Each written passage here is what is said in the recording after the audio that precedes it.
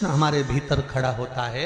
जब हम सूर्य नारायण भगवान को अर्घ देते हैं, जल चढ़ाते हैं, तो वो जल पृथ्वी पर जब गिरता है तो उसके छींटे हमारे शरीर पर लगते हैं। क्या वो ठीक है? क्या वो श्रेष्ठ है? तो शिव महापुराण की कथा कहती है, जब हम सूर्य को अर्घ देते हैं, सूर्य को जल चढ़ाते हैं, वो पानी जब पृथ्वी पर गिरता है, उसके छींटे हमारे शरीर पर लगते हैं, तो वो श्रेष्ठता का भाव निर्मित करते हैं। वो गलत नहीं हो सकता। कारण अब वो भी समझ लीजिए।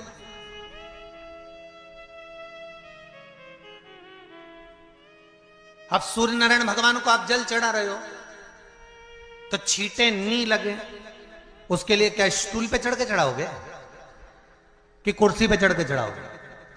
अरे बोलो तो सही। अब कई लोगों के दिमाग में यह बात भरा गई कि हम भगवान को जल चढ़ाते हैं, वो हमारे शरीर में छींटे लगते हैं, जमीन पे से पानी गिरता है, वो हमारे शरीर को छींटे लगते हैं, भगवान को अच्छा नहीं लगता होगा। कौन ने कहा? पहले तो उसको पकड़ के ला।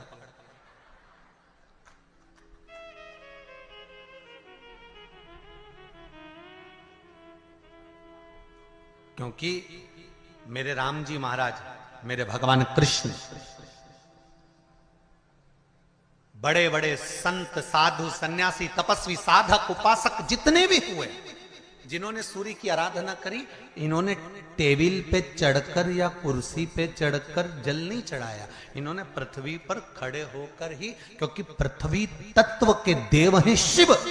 जब हम मृत्यु लोक पर खड़े होकर, पृथ्वी पर खड़े होकर भगवान शंकर का भाग पृथ्वी तत्व को धारण कर कर जल को हाथ में लेकर जब समर्पित करते हैं, और जो जल नीचे गिरता है वो शरीर पर अगर लगता है तो हमको उसका आशीर्वाद ही प्राप्त होता है, दोष नहीं लगता। पर लोगों ने इसको विपरीत कर दिया। कि कौन ने विपरीत करा? कई लोगों ने इसको विपरीत कर दिया। कौन ने विपरीत करा? तो जो दूसरे धर्म के लोग होते हैं, जिनको हिंदू धर्म से नफरत होती है और जो हिंदू धर्म की पूजन, सेवा, अर्चना को समाप्त करना चाहते हैं, वो धीरे धीरे धीरे धीरे कहने लगे कि सूर्य को जल चढ़ाओगे तो शरीर में लगेगा, शरीर में लगेगा तो दोष लगेगा। इसको कह कहकर घर घर में सूर्य को जल चढ़ाना लोगों ने बंद कर दिया कि आप जल चढ़ाएंगे तो दोष लगेगा, शरीर पे छींटा लगेगा, शरीर को ऐसा लगेगा। ये दोष नहीं है। कितनी सुंदर बात है महाराज।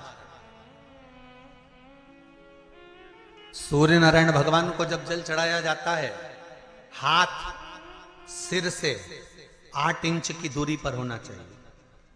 जम के बोलिए, सिर से कितना ऊंचा होना चाहिए? 8 इंच ऊपर अपना हाथ होना चाहिए मस्तक से सूर्य को जल चढ़ाते समय। और ना चांदी का, ना स्टील का, ना लोहे का, ना प्लास्टिक का, ना कांच का, ना सोने का कोई बर्तन, ना कांसे का, ना एल्युमिनियम का, ना पीतल का, केवल एक पात्र होना चाहिए, वो है तांबे का। काय का पात्र होना चाहिए? तांबे का पात्र। और सूर्य नारायण भगवान को जब 8 इंच ऊपर तुम्हारा हस्त है, और जब हम सूर्य को जल चढ़ा रहे हैं, कैसे जल चढ़ाना है वो भी समझ लीजिए।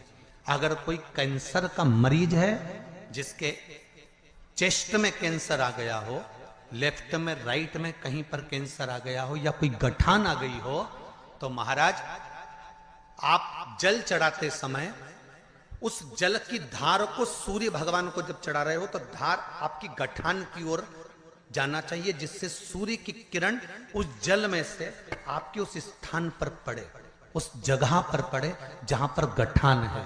महाराज आप लगातार जल तो चढ़ाना चालू करो, अच्छे अच्छे डॉक्टर फेल हो जाएंगे और कह देंगे गठन ठीक हो गई।